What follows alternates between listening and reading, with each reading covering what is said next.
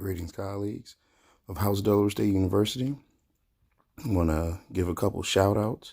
Ms. Carry On for setting up all the class dojos. Thank you so much. I hope everybody's utilizing it. It definitely makes an impact, especially once we start pumping up these PBIS events. So when students realize all they have to do is make sure that they're displaying Jaguar pride and get dojo points, you'll start to see a dramatic decrease in student misbehaving.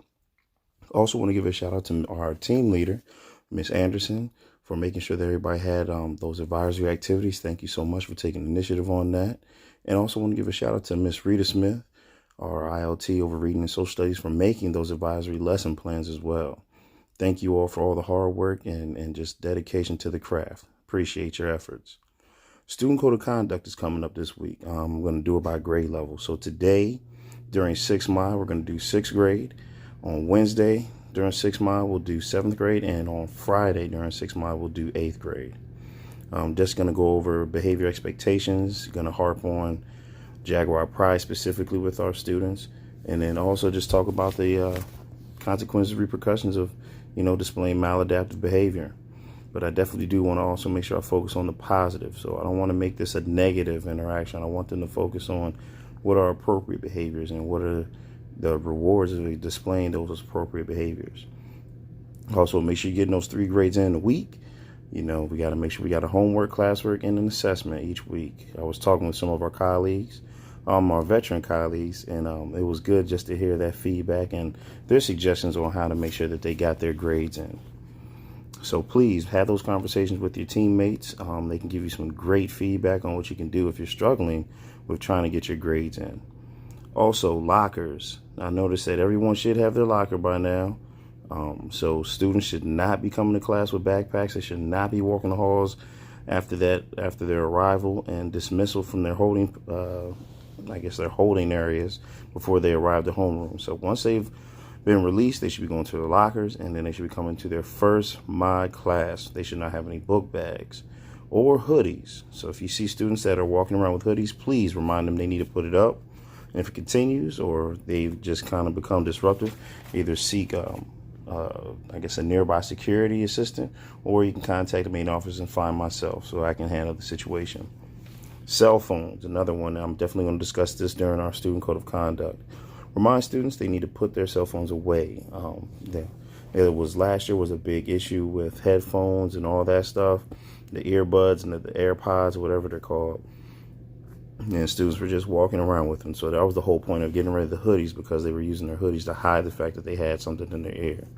Definitely want to remind them that it's a safety concern, because if they cannot hear directions during an emergency situation, potentially they could get harmed. So we want to make sure we come off of that standpoint. Also, make sure that they do not have them in your classes. So if they're utilizing them without your permission, I please highly encourage to make sure you request them to put it away. Let's not make it a big incident, but please, give them a reasonable request. Please put your cell phone away. And if they continue to persist with the behavior, then you want to contact the main office and get myself so that I can remove the cell phone and have the parents come and pick it up. So please, let's make sure we start out with a reasonable request. Please put that item away and reference the point or the fact that they're not supposed to have cell phones in class. I know certain teachers like to utilize cell phones for technology. However, we're a one-to-one school, so students have access to technology, so they do not need to use their cell phones. Sub-plans. Let's make sure we get those sub-plans in by the close of business today. Ms. Simile, I believe, sent out an email on Friday. She extended the window. Numerous of our teammates have actually turned them in, so thank you. Kudos to you all. Make sure that you have your sub-plans submitted by the close of business today. Make sure you need to attach attendance roster for each of your classes on A Day and B Day. Also, if you have any seating charts or seating arrangements, especially with those classes, where you have people who like to feed off of each other, so you have to remove them and put them in different places, please provide that seating arrangement so that way the sub can make sure that they follow your exact instructions. And if you also need brief instructions on how your class to operate, so that way any rituals and routines, your student's supposed to follow, please provide that information so the sub can also follow them as well. And also make sure you have copies of your work assignments for each of your classes so that the sub has enough work to provide to the students. Next up, we got sit. Last Wednesday, I believe, was our first sit meeting for each grade level. So those students that you discussed or you want to refer, that you refer to sit, please make sure that you're providing all the documentation that you need. So remember, we had at least 4 weeks of data collection for any interventions the team has decided.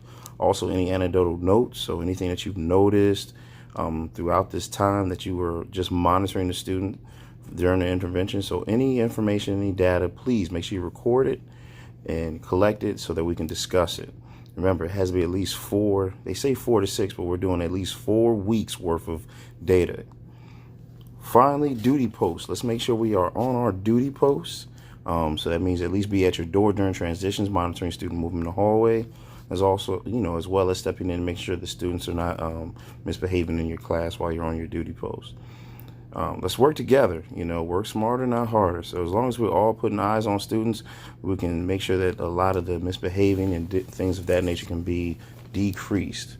It takes a village. So this is our village. We got to work on these youngins.